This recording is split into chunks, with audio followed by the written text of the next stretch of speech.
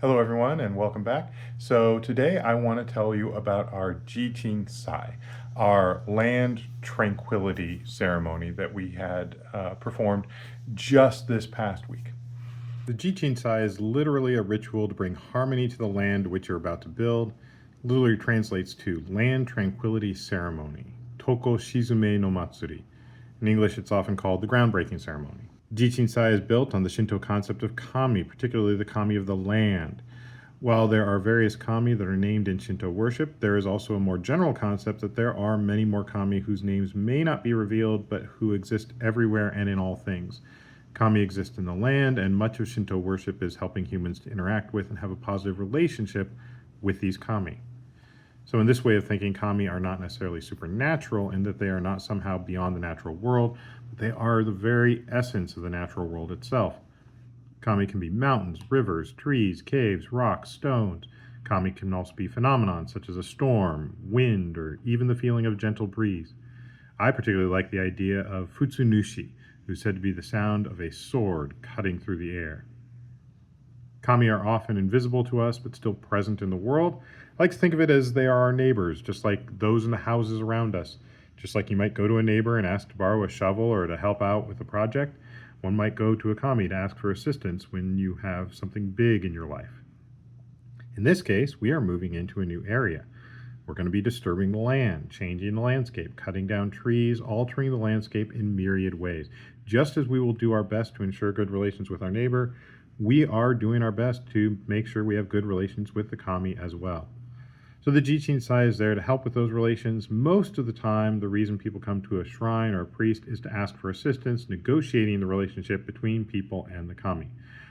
Now, there are various parts of the ceremony. Traditionally in Japan, people would go to the shrine for the first part of the ceremony and then move on to the new construction site. Today, much of the ceremony is often held at the site itself. In Japan, this is usually organized by the company building a home. It will work with the shrine and handle everything. This includes setting up the saijo and acquiring all the ritual equipment. In our case, being in America without access to a local Shinto shrine, we had to make a few concessions. For one thing, we would need this to be done remotely, which meant we would be doing some of it on our site, while our kannushi, our priest, Barrish sensei, would perform the ceremony at his shrine, Kannagara Inari Shrine, located in Kissimee, Florida. And so we did our best. We set up the enclosure with an an, a small table with 4 legs and 3 platforms. At the top, we set up the ofuda for the shrine, as well as the laptop we were using to connect with Barrish sensei. Beneath that were the offerings to the kami, the rice, water, and salt, as well as the miki, or sake. These are the same kinds of things you'd typically offer at any shrine, even at your home shrine. On the lowest level, we had various implements for the kiyomi harai.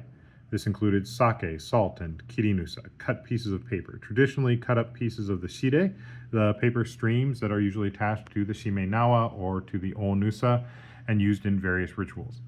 Below that, we had the morisuna, a pile of sand with a piece of grass at the top to represent the center of the land. We surrounded the saijo with red and white curtains. In many cases, it may just be a simple rope to delineate the area.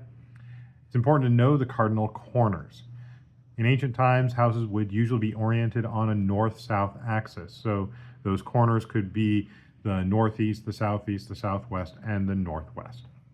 The morisuna then represents the center. Ideally, one would start by washing their hands, like at a shrine. The first part of Shinto ritual is often about purification and clearing any kind of spiritual impurity before beginning. Barrish sensei invoked the kami and made various prayers on our behalf. After everything was prepared, then Ellen and I were called up. We took the sake, covered the salt with the kirinusa, and then we went to each corner in turn. While Barrish sensei intoned the appropriate norito, we offered sake and spread purifying salt in the 4 corners. We then offered the rest of the sake and the salt at the morisuna. After 3 passes with the hoe, we made a final cut into the mound, effectively breaking the ground breaking.